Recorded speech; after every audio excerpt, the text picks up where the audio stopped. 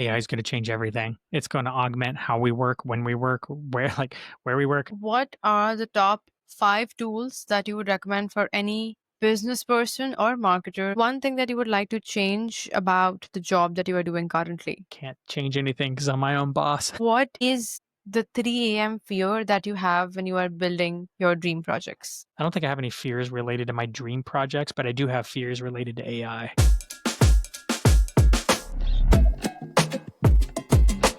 Ideas and founders have always built different, whether it comes to experimenting, experiencing, learning, or building globally. And to attest to the power of going borderless, building across borders, for this episode of Founders Across Borders, we have been joined by a very smart and tech guy. I would say that now he's known across LinkedIn about his AI marketing strategies. We welcome Dan Sanchez on this podcast episode. He has been in the industry for more than 2 decades, talking about now AI marketing, built his own course. He runs his own podcast called as AI Driven Marketer. And it is a pleasure to talk about so many insights that you have about the industry and your experience. Thank you so much for joining us, Dan, on this episode. Thanks for having me on. So, to begin with, I would love to know, since marketing is changing and you made a LinkedIn post talking about that you have decided to now focus on making the use of AI as much as possible so that your marketing journey is evolving into that side.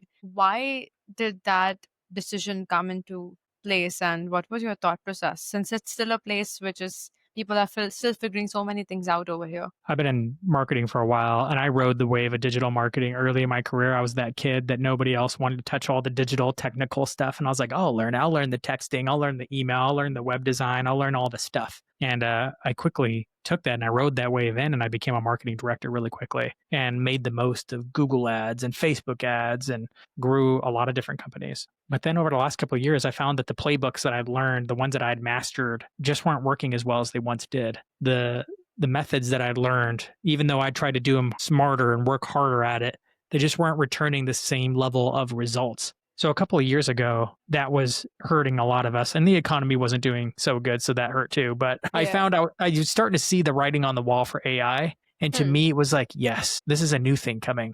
This is going to change everything. It's early, but I can feel it. I can feel the sense that this is changing. I'd made a few bets like this in my career. Like I got into WordPress very early before WordPress powered 40+% of the internet.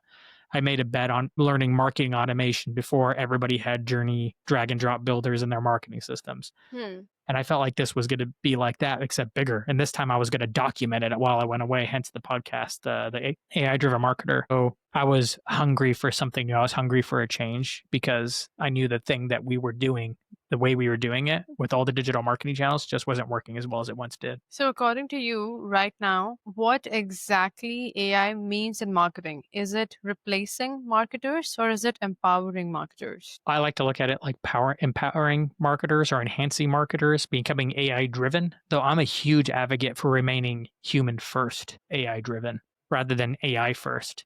I think companies that take an AI first stance are doing themselves a disservice.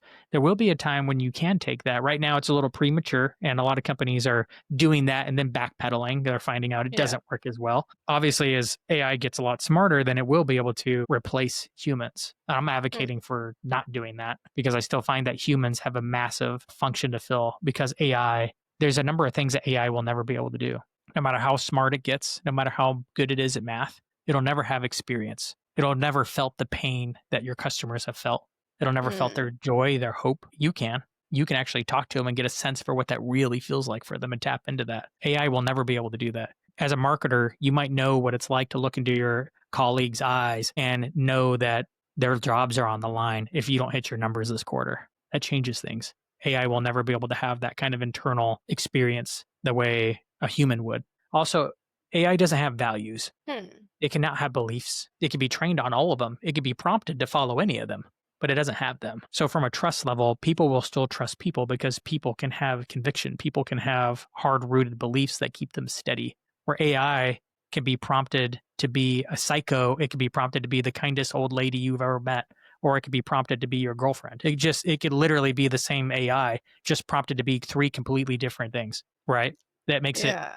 kind of unstable, which is why people will trust people. I mean, No, I that asked makes sense. ChatGPT a lot of questions and I trust its answers, but at the same time, people will still trust people for a lot of things. Yeah, that makes a lot of sense. Do you know there has been this reel or this crazy content going on that you want to look at my Instagram, Facebook, TikTok? Go ahead, chat GPT. You could give me my phone back. So I think it has this year, like since the advent of it, firstly, it has been one of the biggest tools to have the maximum adaptation. Like now it has 500 million weekly users. Like any tool has not been able to cope this fast with the changing dynamics like ChatGPT code, and users are using it so well. I won't say well exactly because they don't prompt well, but what do you think? I mean, since people are adapting to AI, this technology, different tools in such a fast basis, how does the next, let's say, 12 months near future look like to you? I think we're going to see a mass or a much larger adoption over the next 12 months. At the beginning of this year, 2025, I predicted that we will hit the tipping point for marketers specifically. I don't even think most marketers are truly even using it regularly in a meaningful way. And I mean, when I say regularly, I mean like daily using AI in a meaningful way. Hmm. I think that will happen for marketers, and marketers are some of the earliest adopters of these tools. I think we cross the chasm where it's not just the early adopters, but it becomes the early majority tips this year. Right. I think the rest of the population, like people who generally have smartphones, it'll tip maybe the year after or the year after that. So the adoption rate is a lot slower than the actual speed of the technology. For example, I've met a lot of people that are paying for ChatGPT and they don't even know there's a model beyond 4.0 in there, which is crazy to think. But I've met a lot of people where I'm like, you using just 4.0? Have you used O3? Well, that's a smaller number, they say. And I'm like, no. It's a much better program. Use that one. But they don't know. And those are the people that are paying for it and that are raving fans of ChatGPT sometimes. So the adoption rate is much slower. The one thing that gets me a little concerned about, like, and this is where I think it could replace a lot of jobs, is that even if the adoption rate is slow, once you have about like 10 to 20% of marketers that are using it so well that they can do 10x or 20x the work, well, that could cause some disruption. So it's not like everybody needs to learn how to do it. Only like a small percentage actually need to learn how to leverage it really well in order to disrupt the market. But who knows? I've been told marketing's a black hole from a CEO I used to work for. And it always has more work and effort and stuff you can put into it. So maybe that holds true. Oh, yeah, absolutely. And with that being said, right now I see people talking about agents as well, different automations.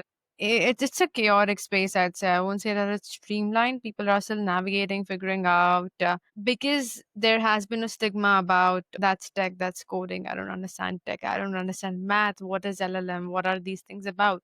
So, what would you recommend building AI agents? Would you recommend building AI workflows? What's your take on that? Everybody's at a different place in their journey, and it's a new things always take time to learn, but AI is a new thing. It has a different way of working with it. You can't take what you've learned from working with Google, which used to be unintuitive a long time ago, and apply it to AI. It works differently. There was a time when we didn't know how to use social media either, and executives would be like, "I don't want to post what I ate to lunch to Twitter." That was a very common phrase in Yeah. like 2010 when we first started, because I was a social media manager back then and people had a hard Oh. time figuring out what to post. And now we know, like, oh, like educate your customers on what they want, on the questions they're asking. Easy way to start, right? But it took a long time for the world to catch up on social media, and it's still, people still don't do social media well as companies, right? It'll take a long time for people to figure out how to really use AI. And the way I always say is, like, start bringing your problems to AI. Like, if you have a problem with your software, if you have a problem with, instead of searching for the answer, ask it for the answer, but give it more context. You can not just search for my toaster is broken. You could be like, I have this type of toaster. The heater is no longer working, though it seems like all the other functions are working. What happened? And it'll start to give you answers that are way better than anything you would have found on Google, because it's more Hmm. specific now. And Yeah. that goes for marketing. Like, hey, we're not getting it. Our leads are not coming in as like they used to. Here are the things we changed. What do you think's going on? Or ask me some questions so that you can better understand the context of what we're doing, so that you can help us diagnose the problem. It's something I call contextual problem solving. AI is way Hmm. better at it. Google cannot do it. Before, when you start doing this enough with AI, Google feels like dial up. It's so slow. You're like, I felt like with Google, I'm running around in a maze and I'm just hitting dead end after dead end until I finally find a way through, if I ever find a way through. We've all had that experience on Google. You Google and look for an answer, and you check a page out. No, that's not it. And you check another page out. No, that's a dead end. You check out, oh, there's a partial answer. That's part of what I needed to know. Let me check a few more out. Okay, I think I have a full answer. Or maybe not. You're like, maybe I have to spend a couple hours on this, or maybe not because it wasn't worth it. Yeah. With AI, you can get way more of the answers. And that's one of the most useful ways to use AI if you're a beginner. If you're intermediate and you're paying for ChatGPT, building custom GPTs according to the things that you do on a daily, weekly, and monthly basis, and trying to automate it with custom GPTs, which requires no code, just clear instructions, as if you're delegating it to an intern, is the best thing you could be spending your time on. You're going to have to watch some YouTube videos, how to build a custom GPT. Just look that up on Google, watch at least 5 videos, and then build one. Even if it fails, consider it learning and build some more. Like, this is the best way to learn AI right now. If you're at the point where you're already paying for it, because that's a paid feature. If you're not paying for it, just start handing it your problems, give it context, and watch it help you troubleshoot things. So, what is your take based on so many companies have fired their marketing teams, project management teams, and now they are saying that we are AI first and we are incorporating tools into it. What kind of tools are they, and what is the workflow that these tools are solving? Of course, at like 1,000 times cheaper rate or maybe 10,000 times cheaper rate than you pay to a human. That companies are now going AI first and doing so many layoffs. Most companies who are doing layoffs are doing it too fast and are actually rehiring people back. Or they're doing a big push, PR push, and the news is running crazy with it. And the news doesn't catch up to the fact that they screwed up and they are now rehiring a lot of people back. So it's not as bad as you would think, though it will continue to be a trend again as AI gets smarter. The jobs that are the most impacted right now are writers and coders. Writers were like the first thing because we discovered that ChatGPT can actually write blog content and social content, especially if you know how to prompt it and you know how to give it. You're not asking it to write a blog post about X. You're actually being like, here's an idea about X, repurpose it into a format that works for LinkedIn. Here's the Hmm. LinkedIn style guide. Bam, it could do that. I do it all the time. But say about half my LinkedIn posts are written by AI. I give it the idea. It uses what I know, what I give it to it as a style format that I like to write in for LinkedIn, and it makes my LinkedIn post. I copy, paste it in. My idea, ChatGPT helped me write it. It's faster. So writers have had a hard time. Content marketers that are writing focused have had a hard time. The one that's having a hard time now and is having a hard time in the job workforce is developers. Oddly, entry level developers are having a harder time finding work, and there's a crunch there. And Microsoft and Google are bragging about like 30% of their code being written by AI now, which, is a backhanded way of saying we don't need as many developers anymore if AI is writing 30% of the code, right? So unfortunately, those big organizations look at people like a math equation and Hmm. rebalance their organizations accordingly. That is a stupid move to do because they're doing this expecting to grow, and then they're going to have to rehire those people back. They did this in 2020, they did it again in 2022, and they do it all the time. They're stupid, and we need to not do that because they're just the cost of hiring someone costs a lot. So by firing somebody to make this quarter's numbers look good, but end up rehiring them because your company's profitable and is growing back another year and a half later, ends up hurting the company more in the long run because it creates distrust amongst the employees of the company because it shows that you care more about the bottom line than the people working for it. So that's why I'm a huge advocate of being human first, AI driven. Teach people how to use AI. Sometimes you're going to have to redeploy people into other parts of the company. Okay, like do the right thing. If it was your kids, would you fire them? No, you would go find them a different place to work within the company. Treat them as if you're all your children, like help them.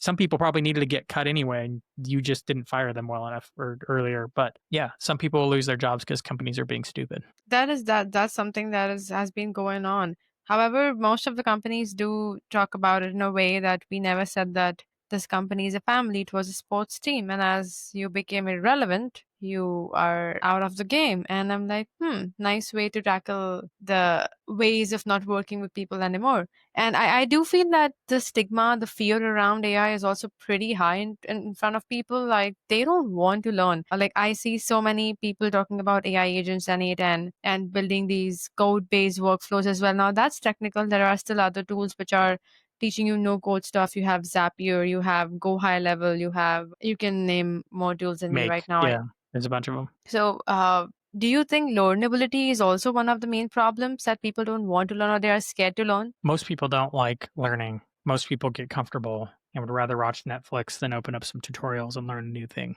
So, one of my biggest fears is that the way we've trained society is to go through school, learn what we Yeah. teach, learn how to find the right answer, and kind of get into a system. When the thing to do now is to be curious, poke the box, try things, experiment, not find the right answer, find the right question in order to lead AI and lead with experience. But there's a lot of people that really have been like taught through the way we used to train people through school and college and all that kind of stuff to not do that. So that will be a hard part because we're going to have to the rate of innovation is going so fast now that you have to really get good at learning, unlearning, and relearning and repeat over and over again because agents are kind of becoming a thing right now, but they're not really a thing. Like I don't really think a lot about agents right now because they're just not that useful.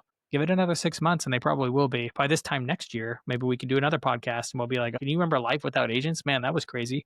Right now, I can't even remember. I'm like, oh yeah, ChatGPT used to not be able to search the internet really well. It kind of did, but not really. And now I use it to search and pull things from the web all the time. It's like a default thing that I do with ChatGPT. And I'm like, oh yeah, that was just a year ago. In fact, they only launched the Search GPT in September of last year. Huh. Hmm. Hasn't even been a year yet. Take that for granted. But it'll be like that with agents next year. We'll be like, oh man, I have all these agents doing work for me. In fact, I have 3 of them working for me while I'm talking right now. Crazy. Yeah, but right now they're kind of unreliable and they don't have everything they need in order to get the stuff done. We're still figuring it out. How, since we are figuring that out, right, there is a surge in creator-led businesses, and I think any creator-led business or any early stage business works on the basic concept of advertising, marketing, like the way they market, the way they position their story and talk about what are they about, like the fundamental of it. I'm not talking about the advanced ways of doing it, but the fundamental. So, has this current transition changed the fundamentals of how you work or do a business? Yeah, I mean, I don't know, to me, it's obvious that AI is going to change everything. It's going to augment how we work, when we work, where we work. It's like ChatGPT is going to touch every single area of business to how you do marketing, to how you do operations, to how you deal with customer service, right? Because it can do so many different things and do them well. I mean, that's why there's like this apocalyptic, like jobs are going to disappear everywhere. And I'm like, well, we'll see if that's true or if it creates a bunch of new jobs or what. I don't really know which of those two it's going to be. It's probably going to land somewhere in the middle between a bunch of jobs being created and a bunch of jobs being done. I do know that they're probably going to be all AI driven, the ones that are left. But I feel like since AI can do so much of the boring work now, that work is going to be a lot better, I think. I don't know. That's what I thought about digital marketing, but digital marketing certainly made marketing a lot more complicated with all the tracking and the data and the split testing and testing. It's actually made marketing pretty hard. Nice. I wouldn't go back, but dang, it's made it hard. Absolutely. So right now, according to you, since you talked about automations and workflows, if like which are the tasks in your life that you have automated and if you have done that, how did you set a workflow for that? Like what are the tools that you used and what was the exact procedure that you took into Yeah. consideration? So podcasting is the main thing that I do the most of. So that's the most automated process that I run on I do twice a week because I do 2 different episodes a week. And I use ChatGPT on the front end for planning. And I have a whole custom GPT made where I give it a general idea. I just dictate out the message, hey, we're going to do an episode on X. And it will turn that idea, give me a couple of angles to go at. Like, hey, here's 3 different angles for that idea. I pick, or five gives me 5 angles. I pick one. It comes up with titles for me. And I'm like, ooh, okay. I go back and forth and we pick a title. Then it comes up with captions for me, like a caption for the YouTube thumbnail. And then it helps me come up with ideas, visual ideas for the thumbnail. It then helps me make the thumbnail. I then take the ChatGPT driven created thumbnail and use a few different tools like Photoshop and a face swapping tool in order to get it to look like me and to format Yeah. it the right way. I might replace the text on it with a different font. But generally, what ChatGPT gives me is what I'm publishing. So that's just the packaging. That's just the title and the thumbnail and the general idea. I then record the episode on something like if it's an interview or a co-hosted one, like I do with my brother called Bot Bros. I record that on Zencaster. Zencaster uses AI to edit it, and then I publish it from Zencaster, and then I attach the thumbnail. I use a custom GPT to come up with the show notes based on the transcript. That speeds up that whole process because that used to be a pain to Hmm. make that every time. I publish it, and then I use a tool called NAN to pull the video from the feed of the RSS feed that Zencaster makes to syndicate it out to Apple, Spotify, and all the rest of the podcast apps. And it does a bunch of different things automatically. I don't even think about it. It just runs and then it uploads it to YouTube, crops the thumbnail, puts that as the YouTube thumbnail, takes the transcript, turns it into a blog post, uploads that to my WordPress site, takes the YouTube, puts that with the blog post. And so that's all done. It also writes a few social posts for every single episode. So all that just happens on autopilot now. And that's through the automation program called NAN. So you can see there's a lot of different tools working together to speed up the pre-production, the production, and the post-production and distribution of the podcast. So, what are the top 5 tools that you would recommend for any business person or marketer who is, like dabbling between operations, emails, data, the tracking, testing, and coming up with new campaign ideas, taking them live? So, I mean, there's so much. All these things are so much on the platter. Which 5 tools do you think right now can make life easy? Number one tool, ChatGPT. If you're not paying for it, start paying for it. There's a lot of tools in there that you don't even realize are there until you're paying for it. Specifically, custom GPTs, projects, and the newer, more advanced models. You have access to none of those if you don't pay the $20 a month. Pay for it. It's the best investment you can make. So that out of the way, the next best tool you can pay for is High Level. To be transparent, like I am sponsored by High Level, but I love that tool. And before they even found me, I was looking for them because I used the tool for a long time. But they have AI baked into all the different parts of it. Every small business would love it because it can do so much. Like I've automated nurture sequences. I've automated sales sequences. I've automated, you can do voice AI where you have a phone number you can provide people and it can answer questions. It can book meetings. It can share links with people. It can text them things that they need. They're like, oh, you need a PDF? You have a PDF for that. Let me send you a little sales brochure about that. What's a good number? Can I text it to you? Bam, done. Like it's that smart that it can deal with all that kind of stuff. I'm like, oh, the company needs this, especially if they're doing good marketing because handling all the inbound becomes a problem. Anyway, High Level. There's a lot of AI tools within High Level, but that's one. The next one that I've become a really big fan of is Gamma.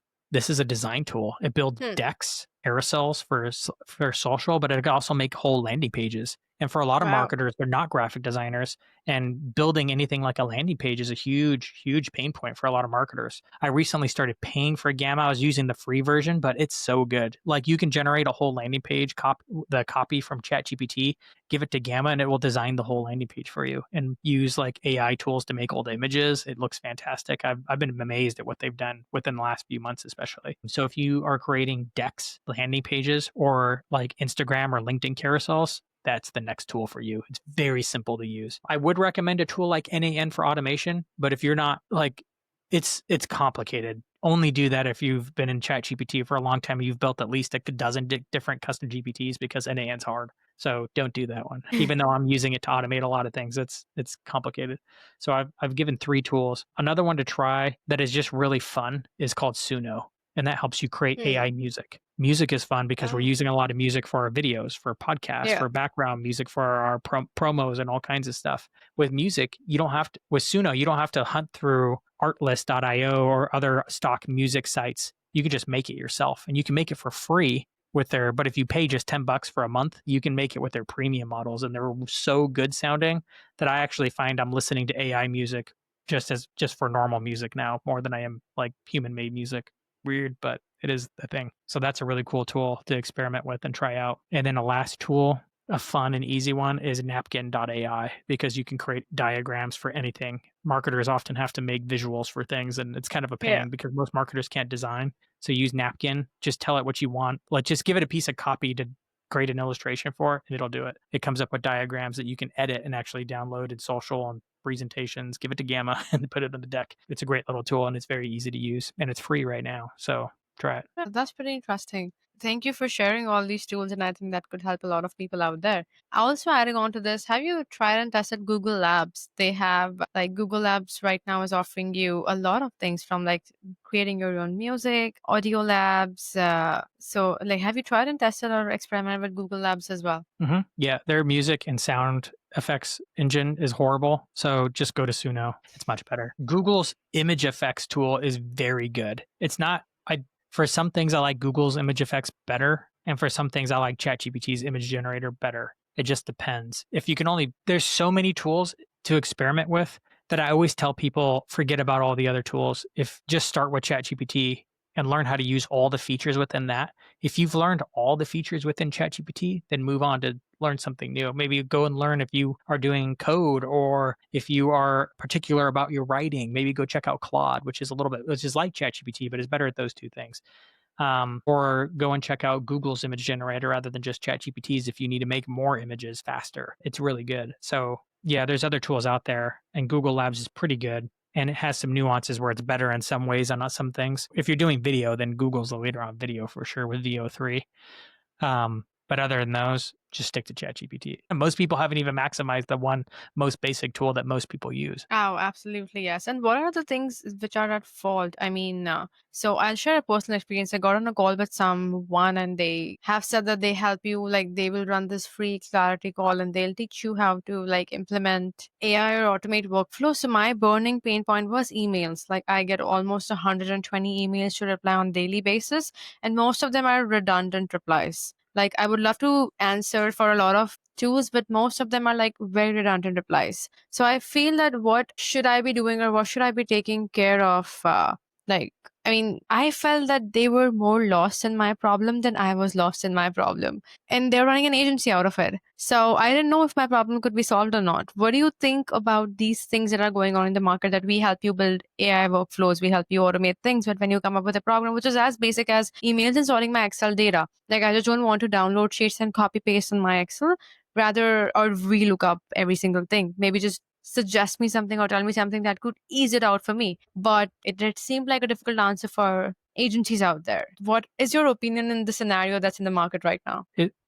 I'm a little confused about what the scenario is. Is this a scenario that there's too many emails to deal with? No. So I suggested my problem statement to an AI agency, and they could not come up with a solution. And they said that we would love to come up with a solution. Like, give us some time and pay us like $1,000, and we would like to come up with a solution. So I was like, that does not make sense. If you could just Oh, even give I me a see. certain workflow about it, that okay, these are 120 emails per day. Maybe if you integrate this tool and generate 80% automated replies and Yeah, take care of those replies which need my intervention. So they were I just had a very redundant reply from them. it was a AI automation agency that was saying, "Hey, yeah, we'll design a solution for us. Pay us $1,000 first because we won't even tell you what the solution is." Yeah, well, I mean, it's kind of a gamble, isn't it? Because who knows if they can deliver or not, and if the solution will actually be good. So that's just bad sales and marketing for them. I'm not sure. It sounds like you were partly giving what you gave them, and were asking me if I would know what the solution was. Is that right? No, Okay. I'm just trying to understand that since you are so much into AI and people are opening a lot of automation based agencies, marketing Yeah. agencies Yeah. helping people with this AI, but my case talks about that they could not even help me with this basic thing. So first is, should I trust them? Second is, could I just do that on my own instead of me putting my trust into someone else? Maybe I could figure out a solution for myself instead of going to an automation agency, Yeah. which looks like a gamble to me, right? Yeah, I mean, if they can't explain what they're doing or give an overview of what they do, then that is a red flag. Generally, as someone who sells some of the same stuff, when I show people I'm generally trying to tell people like, "Hey, this is how you would do it. Let me show you." I even open up my sequences and show them. I record podcasts about it and give it away, knowing partly that some people just will never want to do it themselves and that they'd rather just hire someone to do it. And since I've shown them how to do it, I'm more likely the one to do it for them because they don't want to figure it out. I figured that out on accident because I automated a whole college admission system through a small business marketing automation system a long time ago, and it worked really well. Colleges started coming around being like, "How'd you do that?" And I would just show them, be like, "Oh, this is how I did it. You want me to take a screenshot of it?" They're like, "How much for you to come do that for us?" Is the best way to sell it of all time. Literally just try to give it away, and some people will offer you money for it. Yeah, I wouldn't trust an agency that's not willing to show you what they're doing, or at least to a reasonable degree. I would try my best to explain anything to you that I know or do in like the amount of time we have together. But obviously, if it takes 8 hours to do it, then you're probably gonna have to hire me to train your team or do something with you for 8 hours. Yeah, that makes sense. I think charging for your time. And one important question is, for the next, let's say, by the time we are into like 2026 or 2025, what are the AI skills one should have? I mean, of course, that's learning ChatGPT as you've talked about, but there's so much about LLMs. There's about, it's chaotic and it's broad. So, do you expect people to be tech savvy so that they can speed the processes because innovation is higher than what the way humans are learning? What are the skills that one should stack in the next 6 months so that they know that they are doing better or ahead of a lot of people out there? The way I kind of measure people when I'm trying to get a feel for where somebody's at with AI is first ask, are you paying for ChatGPT? If they're paying for Claude or something equivalent, then that's fine. But that's always like a different thing. If they haven't started paying for it, that tells me they're not even using the basics of it enough to get enough value in it to where the $20 a month became a no brainer to do more. So if that's you, you need to spend more time trying to figure out all the different use cases, using it to help you solve all kinds of problems. Things you were taking to Google before, try it with ChatGPT.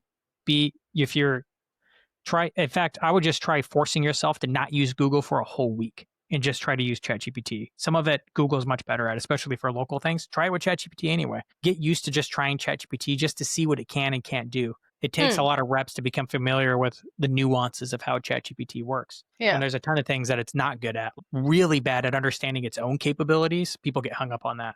They're like, ChatGPT promised me it could do this. No, just never trust AI on what it says about itself. You can trust it about what it says about Excel, but not itself. Not itself. It's weird thing about AI. Never trust AI about AI. But you need to put in more reps at the very beginning until you're like it so much that $20 a month is a no-brainer.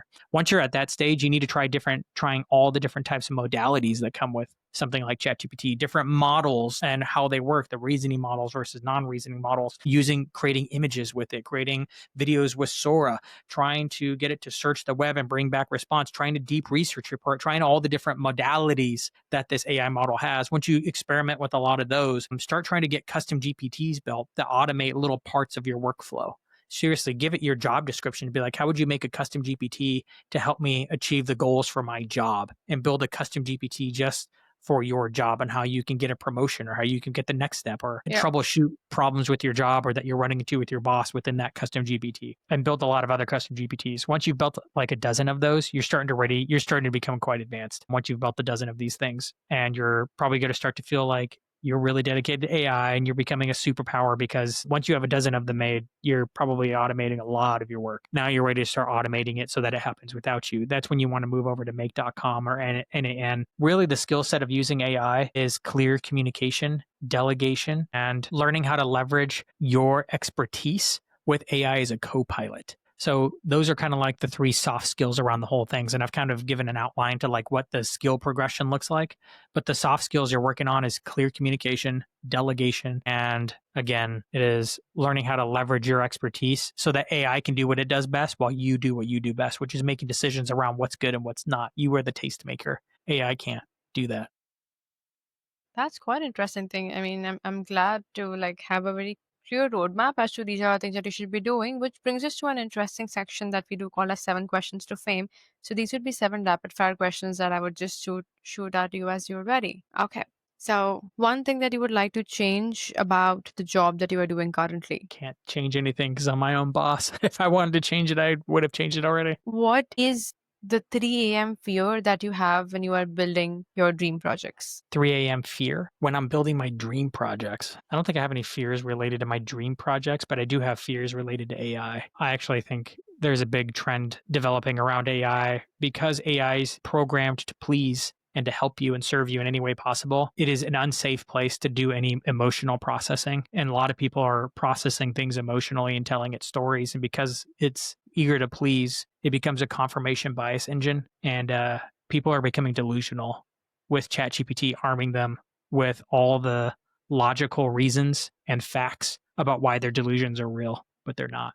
So that's becoming a trend. We're going to hear a lot about that over the next 2 years. So that's a fear of mine. That sucks. It's not going to happen to me, but I know it's probably going to happen to someone I know. Do you think AI has the capability to make a human a millionaire? Easy. Yeah. It's going to make someone a billionaire. I'm literally going to record a podcast after I jump off of this one. And the conversation we're going to have is around solo billionaires. It will be rare. It will just be a few individuals within the next 5 years or so. But AI will make people so efficient that there will be a solo billionaire. There will be a freak of nature kind of person like a Mark Zuckerberg, but it'll happen. And just because there will be a peak of just a few people that cross that line, there will be even more at 100 million. There will be even more at 10 million. And there will be like a ton of solo millionaires because of AI.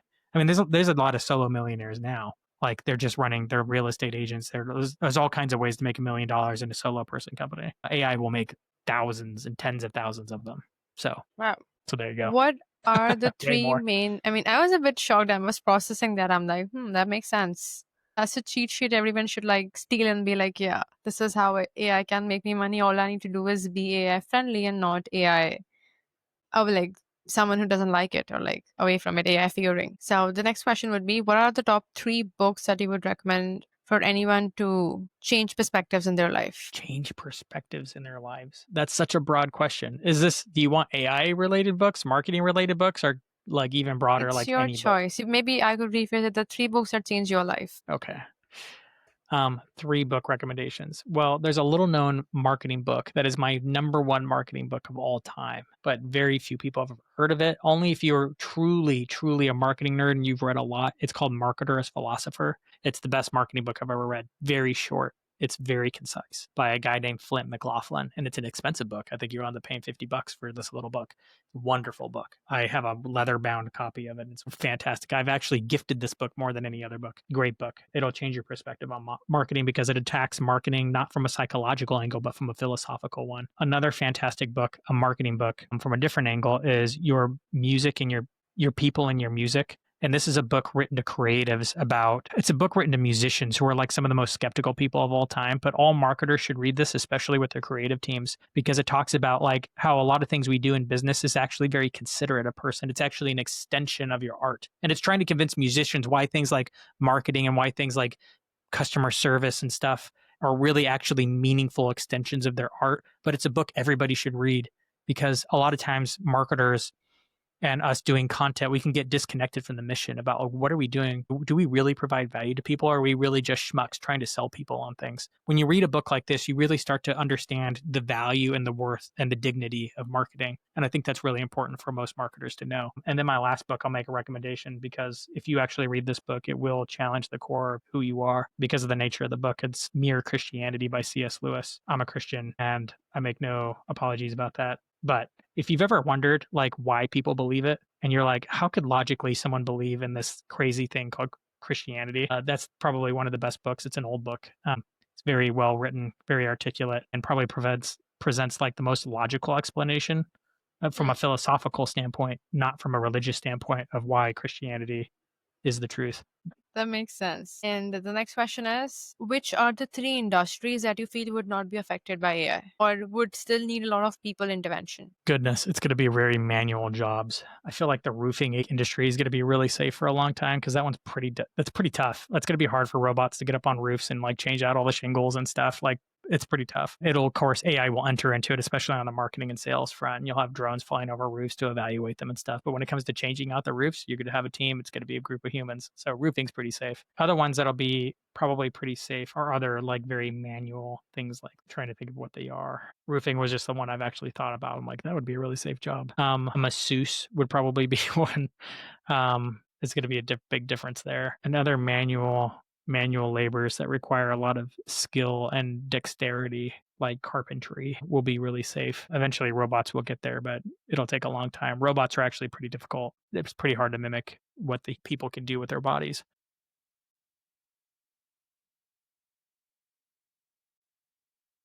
Next 3 years of my life, I'd love to pay off my home mortgage. So that's a big one. That's just kind of like a little financial goal. I'd love to be able to pay off my mortgage. But like another goal I have, and this is connected back to like the faith part of me, is I really want to start a seminary, not as a teacher because I don't even have degrees in that, but I have many other friends that do. And it's one of those stupid things where it's like, it's really expensive to go to pastor to be a college, which is a job that pays you hardly any money. And that's really counterintuitive. So my goal would be to start a university that does that way better and faster and cheaper. Maybe not faster, but at least way cheaper. So that's a goal. At least start working on that within the next 3 years. Maybe not launch it, but start working on it.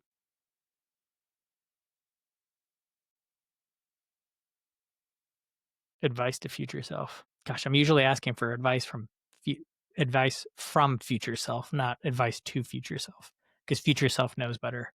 I don't know. Like the only thing I hope my future self knows is that it is staying to some of the core convictions that I already have. Like I didn't go astray from them, wander from them. But yeah, Usually I'm thinking doing the opposite. I'm thinking about like what would future self be saying about what today's self is currently troubled with or worried about or feeling anxious about. Because oftentimes if you look back to your past self as a 22-year-old or something, you're like, man, I was worried about that then. That was nothing. Like, why did I spend so much time thinking about it? Things worked out. So I usually do the reverse.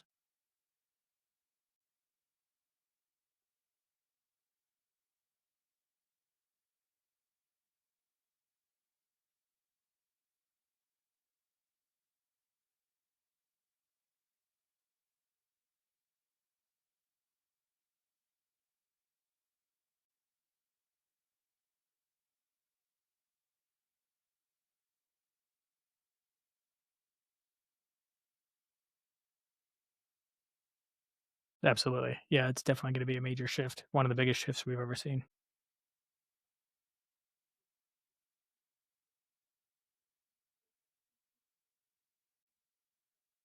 Have you explored Suno?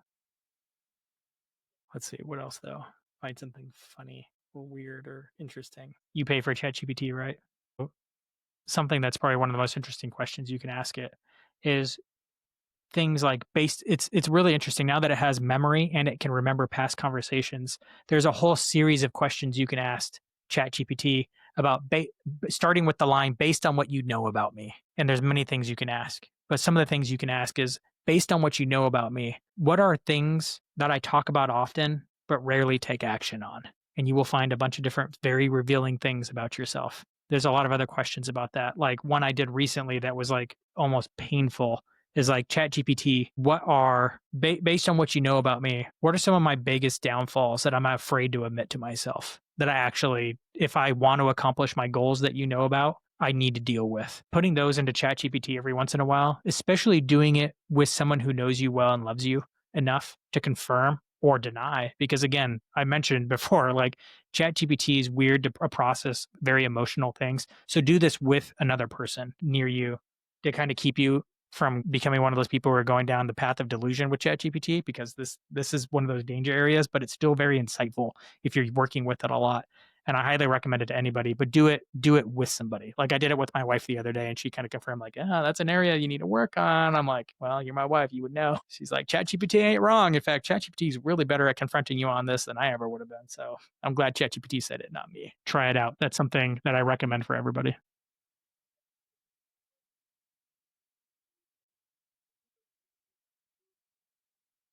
But what are the things that you don't know? That's the thing. We all have those things where we don't it's the things that we don't know are the ones that are the most dangerous. And we all have them. We know them about our friends and don't tell our friends. There are some things that we know we have that friend that is like smells and we can't tell them or like something or is particularly stingy, but you're like, it's not that big of a deal. You know what I'm saying? Like we all know those things about our friends, but what are those things about us? We could certainly ask those friends and that would be good, but in a safer way, we can also ask ChatGPT, which knows a lot.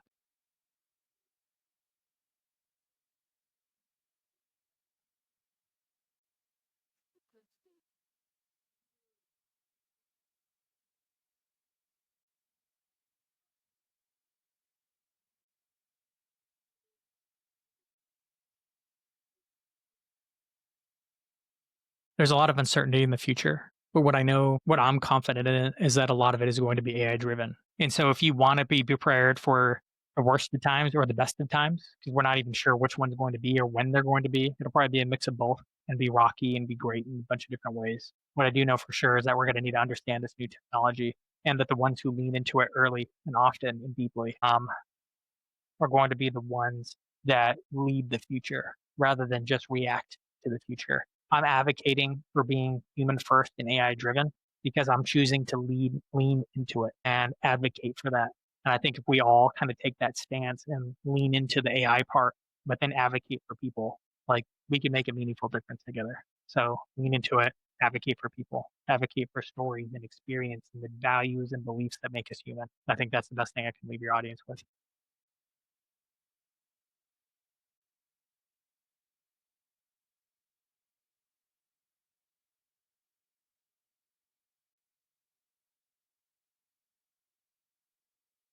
Fantastic. Again, thanks for having me.